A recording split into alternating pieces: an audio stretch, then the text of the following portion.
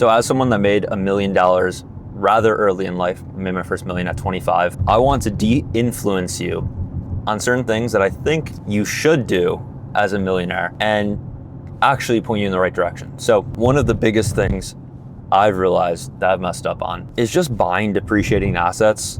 Like this car that I'm in right now, it's fun to drive, but in no way, shape, or form is it worth it whatsoever. I think since I bought this thing about a year ago, I've probably lost $20,000 in depreciation, meaning that the car is just worth $20,000 than it was when I bought it. Plus, gas is way more expensive, maintenance is way more expensive, and the overall funness, the novelty of having a cool car kind of wears down after about a month of having it. Now, this is a mistake that I've made that I'm like really glad I made, because it quickly made me realize in life that the next cooler car isn't gonna be like the answer to the thing I was looking for buying this. And it's actually given me a lot of like peace in my mind, knowing that like there's not like the cool car that unlocks like the amazing lifestyle, right? There's no Lamborghini or Ferrari that's gonna make your life really that much more enjoyable. If you really like cars, it could probably make your day-to-day better. But I've actually been riding around in Teslas more recently and just using the self-driving feature. And honestly, like that's like kind of way more enjoyable than driving around in one of these, because I actually have to pay attention and drive. And that's fun from time to time. But yeah, Tesla, the self-driving feature is just incredible. I would highly recommend that. And that's like literally a third of the price of this car. Now, the one thing I will say, that if you're still called, if you're making that internet money and you're like, oh, I want to buy something cool, my piece of advice is to buy a car in cash that you can afford multiple times over. That's something that I did, and I'm so grateful I did with this car, because I could have bought a way cooler car in cash and an even way cooler car with a lease or a loan. And I'm just so grateful I didn't do that. Like that would have just been so not worth it for me, because like, again, it would have been probably a bigger depreciating asset. That was a big bump. And I would have came to the same conclusion that like cars aren't that cool. It's fun to drive something nice, but at the end of the day, it's really not that important. Another thing I want to de-influence you from doing is getting that really cool floor to ceiling window apartment in like Florida. Now, this is one that I'm like still like kind of on the fence about de-influencing people to do, because I met some incredible, really talented friends and entrepreneurs at that building when I was living in like a really nice floor to ceiling window, $4,500 a month apartment. But the apartment itself was not worth it in any shape or form. It was just the connections and the friends that I met there. So in some weird way, it's like super, super worth it, but also just like really, I think pulled me to a lifestyle that like just wasn't aligned with who I am. Like I really just value simplicity and freedom, and like being in the apartment with all the supercars and cool stuff all around, the flashy new money, is definitely cool and inspiring, but also at the end of the day, like just not really necessarily something that I want to live a life of. Not saying that I don't want cool cars or cool stuff. It's just not really a huge main priority of mine. I like the simplicity, being able to have the freedom to travel, have a good work-life balance, whatever that means to you, but really just enjoying work and enjoying life. And there is a fine line that I see a lot of young entrepreneurs get pulled into, where they get pulled into this, oh, I gotta keep up with everyone, so I'm renting this car or leasing this car that's out of my budget, or is pushing me in a way where it's uncomfortable and the rent's uncomfortable, and you're actually running a really profitable, legitimately sick business online, but because of your lifestyle inflation, you're actually not like taking home or saving or investing. One thing I will say that I've done really, really great, so even all these poor financial decisions that I've made, I've outweighed them tenfold with great financial decisions, like investing like 80% of all the money I've ever made, which is like really, really unheard of. And I think digital products and having an online business is one of the things that kind of really only allows you to do that, because I don't have to reinvest in the business. And any money that I spend is most of the time on like ad spend. So that money is right back in my account before it even gets taken out of the credit card. So it's allowed me to pile in cash into stocks and crypto, which has been the biggest blessing. And I'm so glad I didn't go crazy with a crazier car or a crazier apartment or anything that stops me from doing that. And this video by no means is a diss at anyone spending money on cool material things, because I'm not saying by any means like don't spend money on material things. I think they're great. It's just having a list of priorities in your life and then choosing those. Going back in time, would I buy this car if I could keep the lesson of like, don't buy expensive cars, they're depreciating assets. They kind of get you to the same place just like every other car. But I think it's also really, really helpful to have learned that lesson yourself, because it's something that you're watching this, you're like, yeah, dude, whatever, cool. I'm gonna go buy a Rolex or an SVJ or something. And it's like, yeah, go do it.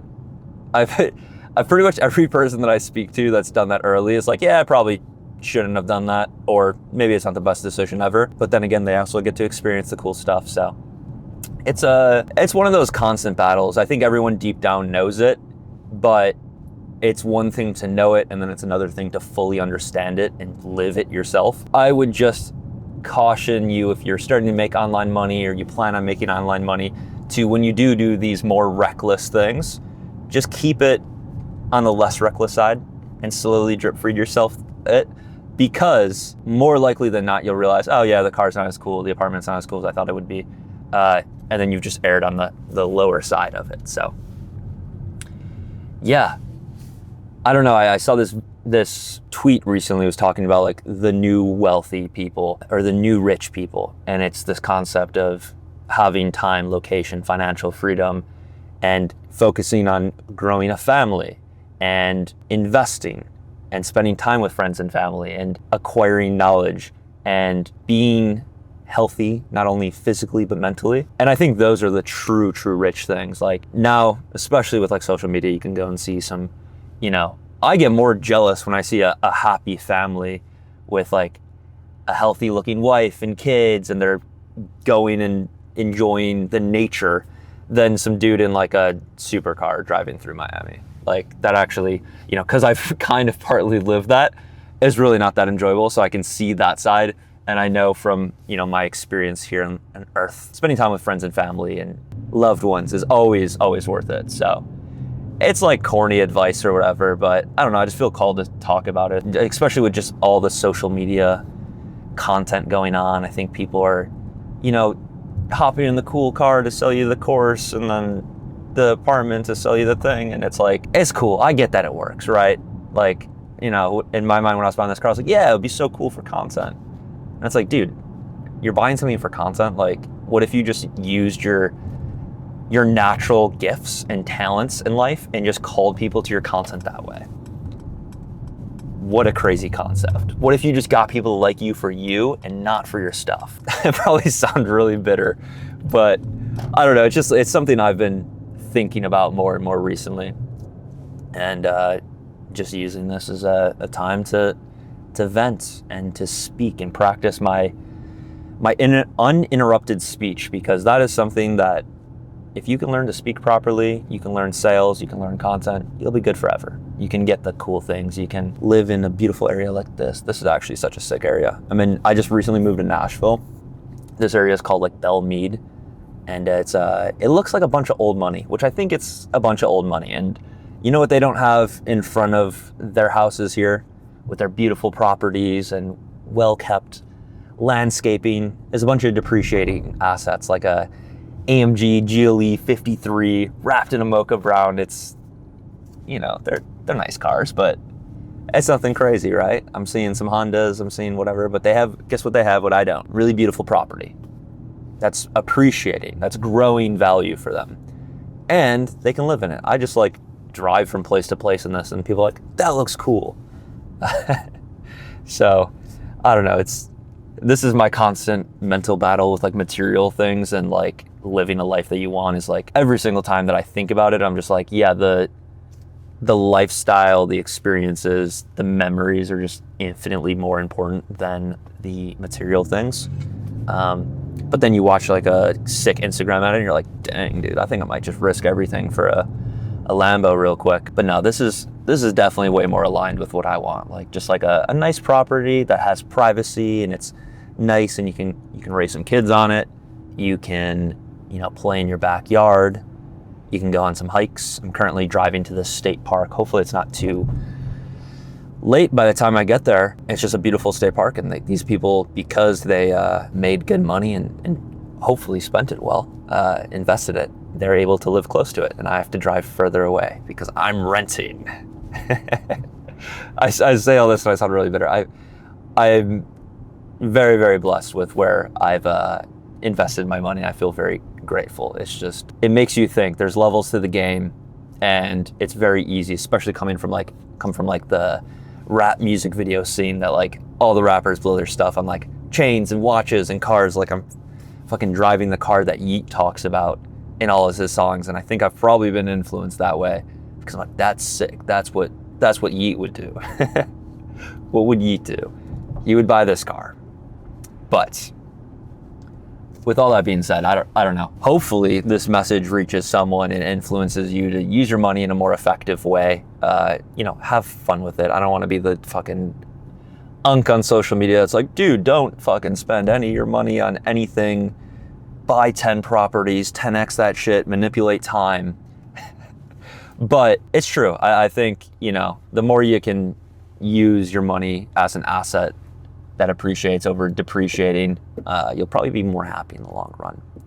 The things I will influence you to do: take trips, travel, go out some nice dinners every once in a while, invest in health, education, do cool stuff for your friends, family, even just random strangers. That stuff's infinitely always way more fulfilling. If I were to take this cash from this car and just have never spent it, and spent it on trips and gifts and knowledge, not only would I be yeah, I'd feel better about it, but I also would probably have made more money, which is funny. I feel like it's harder to speak when you're stopped at a stoplight versus just driving. I don't know if it's my brain's very much so like a ADHD brain. I think I'm very mentally stimulated by things that pass by, and I find it's easier to talk. Should I just talk for the next 6 minutes? I could definitely figure out something. It's when I'm gonna pull up to the park. I don't know, when did it not be cool to just the typical internet online money? I think it's just because trends are so popular, right? That was the shortest light I've ever experienced ever. I think because trends are so popular, it's someone gets the Arc'teryx beanie, then everyone wears it. Someone wears Air Force Ones, everyone wears I think trends, clothing wise, but also content wise, is just so popular now that the thing to do once you've hit your first online business, digital product coaching space, 10K a month, it's yeah, let's move somewhere and rent some cars. But why is no one just taking all their internet money and just buying a farm? That's cool. That's something you'll probably see me do, is having more space. The place I moved in Nashville is a 4-bedroom, 4-bath place, and it's significantly bigger than my place that was in Tampa, and it's cheaper. Pretty great. I will say the Tampa location was incredible. It's downtown, so being able to walk places a lot easier is great. But for the most part, I like going to state parks and stuff like this anyways. So going on a nice little drive and then walking around is awesome.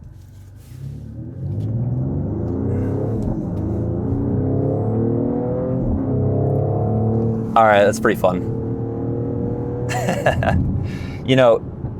If you get the car, you might as well have fun with it every once in a while. But yeah, I don't know why it's not as common to just I think it's probably just education, what you're shown, but oh my gosh, these houses over here are just so sick. Are you kidding me? I should have just taken all this cash, continued to drive my 2013 Toyota Highlander that worked perfect. It's a great car. Honestly, not much different than this car, other than this car sounds and looks cooler, and just done what I was doing with all my other money, invest in it so I could have a house like this sooner. But you live and you learn, and realistically, you can have both. I do talk on that a lot too. I think I'm very save, invest, mindset and orientated. So I actually think it's really great that I did it, just to see what it feels like to spend. But I will also say I've heard some stuff where it's the concept of spend 50% like you're gonna live 50 more days and 50% like you're gonna live 50 more years is really true, because your day can be any day. So if you're just constantly saving and being smart with your money and not doing anything, that's why I say do the experiences, trips and stuff, because that stuff typically is way more inexpensive than like blowing money on a car, and you can get a lot more out of it. Like, dude, again, how many incredible trips could I have done with this car? How many gifts could I have given? How many ads could I have run? I don't know. I mean, the thing is, the funny thing with digital products and ads is just like, the ad spend's infinite as long as the profit's there. But it's actually funny too. I think obviously the ego's at play whenever you're buying something like flashy or cool, unless you genuinely really like it, which I feel like such a small percentage of people are like truly like, if no one can see my watch or no one can see my car, I'll buy it anyways. Small percentage, not saying it's not a thing, but I think it's a pretty small percentage. When the ego's at play, geez, there's like trees in the road. Nashville had like a pretty bad storm, so there's knockdown trees everywhere. What I was saying is, it's actually funny, I've noticed like when I get out of cars around young people, that like, I'm like, yeah, this is cool. Like they think my car is cool. But then when I get out of cars around like old rich people, I'm like, oh, I feel like an idiot. And it's just like so funny that like, that is the, that's just, I mean, that's how it is, right? Like I think people with more life experience realize that like material things, not that cool. Depreciating assets, definitely not that cool. So it's like signaling to groups of people, it just signals different things to different groups. To the young person, it's like, that guy's successful. To the old person, it's like, that guy's trying to look cool. And they can both be true at the same time, for sure. Now let's see if this park that I even drove to, hey, another GLE, is open. Last time I went here, it wasn't open because the storm was so bad. Either way, car podcast, kind of fire. The moment of truth. Park closed until further notice. Dang. Well, that's pretty much all I have to talk about. I think I probably yapped a little too long here. Well, I guess this is going to conclude the podcast today. That's pretty much all I got for you guys in this one. Peace.